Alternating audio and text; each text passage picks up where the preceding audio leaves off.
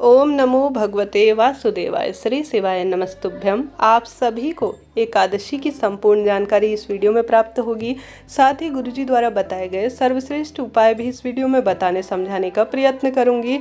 जैसे कि एकादशी तिथि श्री हरि विष्णु को समर्पित है, कार्तिक माह भी उन्हीं को समर्पित महीना माना जाता है। इस महीने पड़ने वाली सर्वोत्तम एकादशी मानी जाती है, रमा एकादशी कहा जाता है। एकादशी का व्रत करने से प्रभु तत्व जीवन में सम्मिलित होता है, रोग शोक का नाश होता है और श्रीहरि विष्णु की असीम कृपा जीवन पर बरसती है। कार्तिक माह जो कि श्रीहरि विष्णु को समर्पित है, इस महीने एकादशी का महत्व सबसे अधिक बढ़ जाता है। आप सभी को आवश्यक रूप से बिना व्रत के भी सरल से उपाय करने का प्रयत्न करना चाहिए। आप सभी जानते होंगे, शास्त्रों में वर्णित है कि एकादशी सभी व्रतों में सर्वश्रेष्ठ व्रत माना जाता है। इस वर्ष 2023 में इस कार्तिक एकादशी पर बहुत अधिक विशेष दुर्लभ संयोग हो रहे हैं और बहुत मामला यहाँ पर दुविधा का हो रहा है कि दशमी के बाद एकादशी का व्रत 8 को करना सही रहेगा या 9 को करना सही रहेगा। इस बारे में भी विशेष रूप से प्रश्न प्राप्त हो रहे हैं। तो सबसे पहले आप सभी को यह बताते हुए चलो कि एकादशी जो कृष्ण पक्ष की है वह 8 नवंबर को सुबह 8:23 से शुरू हो जा रही है और 9 नवंबर को 10:41 पर समाप्त हो रही है। लेकिन 8 नवंबर को दशमी तिथि रहने के कारण इस बार जो एकादशी का व्रत है वह 9 नवंबर को किया जाएगा।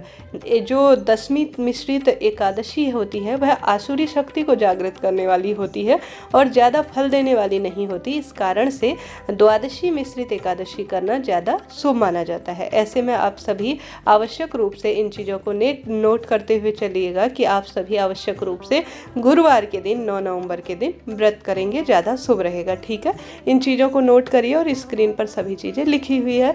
अब व्रत करना जितना महत्वपूर्ण है, पारण भी करना उतना ही आवश्यक है। तो आप सभी 9 नवंबर गुरुवार को व्रत करेंगे, साथ के साथ 10 नवंबर को अपने व्रत का पारण करेंगे। 10 नवंबर को सुबह 6:39 से लेकर सुबह 8:50 के आसपास व्रत का पारण करना सर्वश्रेष्ठ रहेगा।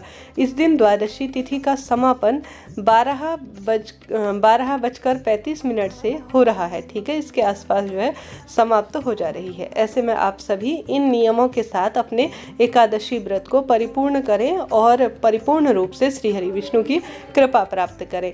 एकादशी व्रत के जो नियम होते हैं वह दशमी तिथि से ही शुरू हो जाते हैं। आप सभी को यह बात पता होगी, दशमी तिथि से शुरू होते हुए वह एकादशी और द्वादशी तक चलते हैं।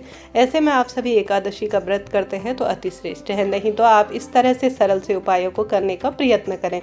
सबसे पहले आप सभी गुरुवार का दिन है तो पीले रंग के कपड़ों का चुनाव करें। नहाने के पानी में आपको तुलसी की लकड़ी को घुमाकर स्नान करना है। हालांकि कार्तिक माह में आप सभी जानते होंगे काले तिल और आंवले का जो चूर्ण होता है वह डालना आरोग्यता में वृद्धि करने वाला होता है। तो सबसे पहला उपाय तो तुलसी की लकड़ी, गंगाजल और आरोग्यता प्रदान करने के लिए 1 चुटकी हल्दी के साथ साथ काले तिल मिश्रित करें, अत्यधिक शुभ रहेगा। इसके साथ ही अपने दिन की शुरुआत पीले रंग के कपड़ों को धारण करने से करें, गुरुग्रह इससे मजबूत होगा। और पीले हल्दी जो है उसे अपने मस्तक पर तिलक के रूप में धारण करना भी शुभता के रूप में जाना जाएगा। तत्पश्चात आप सभी को प्रभु स्मरण करते हुए, नाम मंत्रों का जाप करते हुए अपने दिन की शुरुआत करनी चाहिए और आवश्यक रूप से एक सर्वश्रेष्ठ उपाय करना चाहिए, एक सर्वश्रेष्ठ कार्य करना चाहिए। आप सभी को आवश्यक रूप से महादेव के मंदिर में जाकर सबसे पहले काले तिल मिश्रित जल कर गंगाजल मिलाकर या साधारण सरल तरीके से जब भी गुरुजी कहते हैं एकादशी तिथि पड़ती है तो आवश्यक रूप से आप सभी को शिवलिंग के ऊपर स्वधा स्वधा स्वधा 5 बार बोलकर आवश्यक साधारण सरल तरीके से शिवलिंग पर जल समर्पित करना चाहिए।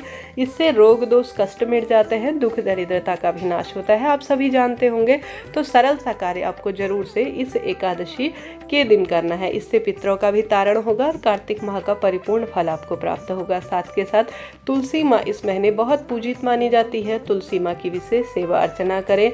तुलसी माँ में 1 चुटकी हल्दी मिश्रित कर आप सभी जो है आवश्यक रूप से सामान्य सरल तरीके से 1 चुटकी हल्दी जरूर से अपनी मनोकामना कहते हुए समर्पित करें। इस बात का ध्यान रखिए कि तुलसी में कभी भी एकादशी के दिन जल नहीं चढ़ाया जाता, तुलसी के पत्ते भी नहीं तोड़े जाते। एक दिन पहले ही तुलसी के पत्ते आप सभी तोड़कर रख लीजिए और श्रीहरि विष्णु को जो भी भोग स्वरूप आप समर्पित करेंगे उसमें तुलसी दल जरूर से डालेंगे। श्रीहरि विष्णु भले ही 56 भोग उन्हें समर्पित किए जाए, परंतु वह बिना तुलसी दल के उसे स्वीकार नहीं करते। तुलसी में जल भी एकादशी के दिन नहीं चढ़ाया जाता। इन चीज़ों को नोट करते हुए चलिएगा। साधारण सरल तरीके से एक घी का दीपक माँ तुलसी के निमित्त लगाएं, उसमें भी एक चुटकी हल्दी समर्पित करें और तुलसी की जड़ में भी हल्दी समर्पित करने का प्रयत्न करें। और साथ ही आप सभी तुलसी की मिट्टी का जो तिलक है वह भी धारण करते हैं तो मन कर्म शुद्ध होता है, दुख दरिद्रता का नाश होता है। साथ के साथ गुरुजी कहते हैं आप सभी को आवश्यक रूप से माँ तुलसी की लकड़ी, सूखी लकड़ी का जो दीपक है वह श्रीहरि विष्णु के निमित्त एकादशी के दिन जरूर से जलाना चाहिए। यह भी रोग दोष कष्ट का शमन करने वाला होता है। आप सभी को प्रयत्न करना है कि यह सर्वश्रेष्ठ कार्य जरूर से करना है। इस तरह से आपको सरल सा कार्य करना है। साथ के साथ इन दिनों विशेष दिन चल रहे हैं और कार्तिक माह पवित्र है, अपने आप में सर्वश्रेष्ठ समय चल रहा है। आप सभी को साधारण सरल तरीके से सबसे पहले पीपल वृक्ष को सींचना चाहिए। गुरुवार का दिन है, पीपल वृक्ष की जड़ में दूध मिश्रित जल समर्पित करना चाहिए। ओम नमो भगवते वासुदेवाय कहते हुए साथ के साथ आप सभी एक घी का दीपक लगाएं और पीपल वृक्ष को प्रणाम करें। कच्चा सूत लेकर परिक्रमा करें, अत्यधिक शुभता के रूप में जाना जाएगा। इस स्थान पर अर्थात पीपल वृक्ष की जड़ में आप सभी श्री विष्णु सहस्त्र नाम का पाठ कर सकते हैं, जो कि पितरों के तारण के लिए भी सर्वश्रेष्ठ रहेगा। पितृ चालीसा का भी पाठ करते हैं तो भी अति श्रेष्ठ रहेगा। हालांकि कई उपाय है गुरु जी के करने वाले, जो मैं धीरे धीरे आप सभी को बताने समझाने का प्रयत्न करूंगी। अभी साधारण सरल तरीके से आप इन चीज़ों को नोट डाउन करते हुए चलिएगा। साथ ही गुरुजी कहते हैं गौ माता की विशेष सेवा अर्चना करना शुभता के रूप में जाना जाता है। आप सभी को साधारण सरल तरीके से गौ माता के लिए रोटी का निर्माण करना है। 2 रोटी बनानी है, एक पीहर पक्ष एक ससुराल पक्ष के पितरों के लिए। उसमें आपको गुड़, चना और एक चुटकी हल्दी डालकर गौ माता को स्वधा स्वधा स्वधा कहते हुए जरूर से खिलाना है। एकादशी का व्रत इससे सर्वोत्तम सर्वश्रेष्ठ माना जाता है। कीजिएगा, लाभ होगा। दुख दरिद्रता का अंत होते हुए सब कार्य सिद्ध होते हुए आपको स्वयं दिखने आरंभ हो जाएंगे। एकादशी का दिन है वह दीप दान के लिए जाना जाता है। आप सभी को आवश्यक रूप से माँ तुलसी के निमित्त श्रीहरि विष्णु के मंदिर में जाकर, महादेव के मंदिर में जाकर और घर के दरवाजे पर माँ तुलसी में और घर के मंदिर में दीप दान लगाएं। हालांकि शमी वृक्ष, बहता हुआ पानी और अन्य स्थान भी शास्त्रों में कहे गए हैं। प्रयत्न करें इन स्थानों पर आप सभी जितना संभव हो दीपदान इत्यादि करें। जीवन में सब सुख प्राप्त होंगे, दुख दरिद्रता का नाश होगा।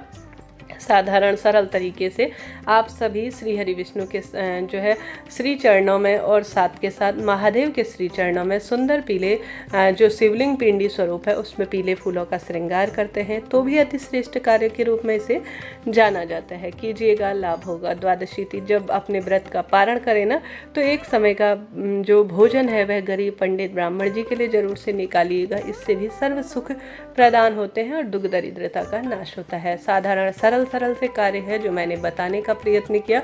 महादेव और साथ साथ श्री हरि विष्णु की असीम कृपा प्राप्त करने के लिए यह दिन चल रहे हैं। प्रयत्न करें अपने जीवन को बहुत सुंदर बनाने का। प्रभु स्मरण में समय व्यतीत करें, मंत्रों का जाप करें, दीपदान करें। राधे राधे।